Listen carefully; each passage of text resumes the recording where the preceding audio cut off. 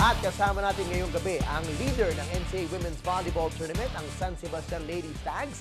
Andito sina Coach Roger Gorayev at players niyang sina Gretzel Soltones, Vera Guillema at Nika Dalisay. Welcome to The Score. Thank you for joining us. Good evening, Coach. Unahin ko na sa'yo. Kamusta ang season mo so far? I know it's been quite some time na hindi kayo nag-champion. Pero kamusta naman yung adjustment this season going for another title? The team is doing good right now. We need one more win to sweep the elimination. And we're happy with the result of this. It's a total team effort for the team. Magsisikap ng mga bata. And we're happy. Doon sa mga hindi pa masyado familiar sa team ninyo on paper, makikita nila you have 2 stars na nag-national team na isa na dyan si Gretchen. Kamusta naman yung adjustment mo from their personal success last year and helping the rest of the team na mayangatin yung play nila? Always I tell them, the reason why you're playing outside of this school is to earn the experience. Okay. This experience, pagbalik mo sa team mo, you have to teach it to your teammates. You have to show them what is playing outside of the school. I-guide nyo sila dun sa experience na yan. Ayun na nga, nabanggit mo nga na si Gretchen katabi mo. MVP, correct? Last year and then nag-national team. Can you get a mic? Para may song number tayo. De, joke lang. Anong naitulong sa'yo yung experience mo last year nga sa national team, pagiging MVP, sa pag-angat ulit ng team this year? Sobrang laking tulong siya kasi na-experience ko maglaro sa labas and at the same time happy kasi na-receive mo yung ganong award and hindi mo expected. So you have to strive harder. Pero sa mga players, pag na-tikman na nila yung personal achievement, gusto nila team naman. So yun naman ang goal mo ngayon. Yes. Team championship na habol mo talaga Yes. ngayon. Okay. Para naman kay Vera, kamusta naman yung pagsunod ng team dun sa leadership ni Gretchen at saka sino coach isang national player nila? Si Elona? Eliza Eroa. Si Eliza. Kamusta naman yung pag-step up ng veterans? 4th year ka na rin. Kamusta naman yung pag-step up ng ibang veterans para sabayan sila, para gumaling din yung buong team? Yung kila Gretchen po, yung sinishare po nila sa amin na natutunan nila sa national team is sinispread out po namin sa team para po mas maging maganda po yung kalabasan ng game. Ready lang po kami lagi sa lahat ng mga sasabihin ni Coach and focus lang po kami at sinishare din po namin kung ano po yung alam namin sa bawat isang skills para ready po lagi. Ayan. Si Nika naman, Nika is the rookie of the year last year, tama? So, first year pa lang, may impact na kagad sa team. Kamusta naman so far ang sophomore year mo na after mong successful na rookie year? Para Ngayon sa'yo, po, kamusta? ginagawa ko pong inspiration and motivation po yung pagiging Rookie of the Year ko po from last year. And sumusunod lang din po talaga ako kay Coach. And yung mga skills ko po from freshman, mas dinagdagan ko pa po hanggang ngayon. Alright. Coach, kamusta naman yung competition this year? Nakita natin na nagsiksikang sa taas, no? Kayo, Arellano, and CSB, although today natalo na yung CSB, so wala nang chance na magka-triple tie. Pero how would you assess kung how the competition has shaped up so far this season? Naging masyado ng competitive din yung competition. May marami ng matatangkad na players. Okay. Which we do not have talaga. Okay. But we try to complement it by moving faster than the others.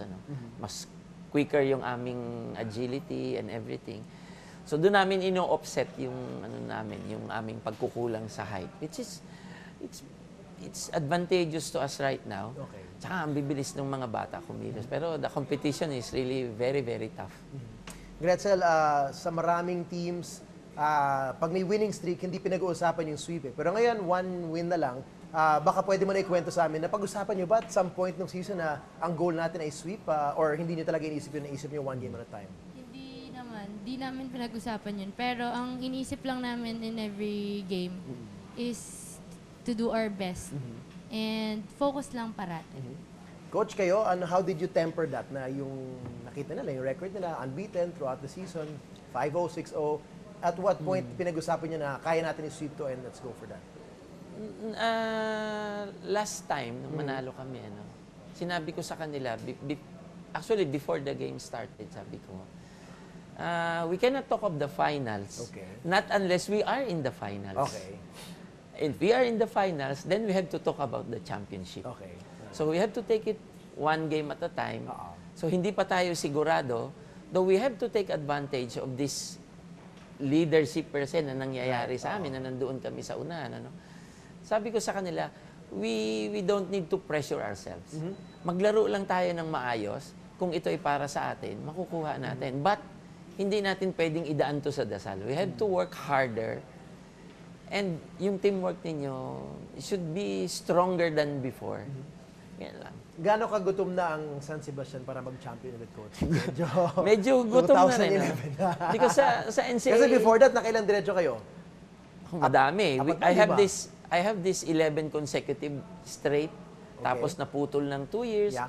4 consecutive. Naputol ng 2 years. And Yes. then 6 consecutive. Okay. Tapos naputol na. Ito medyo mahaba-haba Mahaba-haba yung yung putol. So, Though last year, nag-finals kami. correct. Ano. So, gaano ka-ahaw na yung team Eh, at yung uhaw na school? uhaw. Kasi especially parang sa school, nasanay na sila nang nananalo kami lagi. Correct, oo. Tapos ngayon, hindi na katulad nung dati. But, Mm-hmm. siyempre, kami naman, ayaw naman naming mawala yung impression sa amin na kailangan, mas maganda nagpa-finals ka eh. Mm-hmm. Iba pa rin yung nagpa-finals ka na pag-uusapan ka. Kung meron kayong mahiwagang magic wand, Ano naman kung pwede ka mapumili dun sa isa dalawa, CSB, you know, no offense to Perpetual, but the top two na contenders, Arellano and CSB, who would you choose in the finals? Mahirap. Mahirap, TJ, to pick one because they are both capable of winning. They are both tall teams. Sa amin na lang, pag na-maintain namin yung number 1 position namin, bahala na silang mag-boxing sa baba. Maglalaban na pa Aabangan sila na lahat. lang Step namin. ladder pa Kasi yan. we cannot prepare anything. Kasi parehas Correct. matangkad eh. Correct. Parehas matangkad. So, your last game on Sunday, tama ba? Yeah. Against CSB. If you win, you sweep it. They go to a step ladder format. 4 versus 3. The winner plays 2. And the winner of that plays you. Yes. In the finals na tries to beat. Tries Tama po to ba? beat. Well, we've Tama. seen that before and we've seen weirder things happen in a tries to beat scenario. So, nothing is for sure. Yeah. Well, what's for sure is we're going to see exciting volleyball. So, Yeah. all the best sa inyo. We can't wait to watch live po sa ABC Sports in Action, ang Final Four ng NCAA Women's Volleyball. Maraming salamat. Good luck.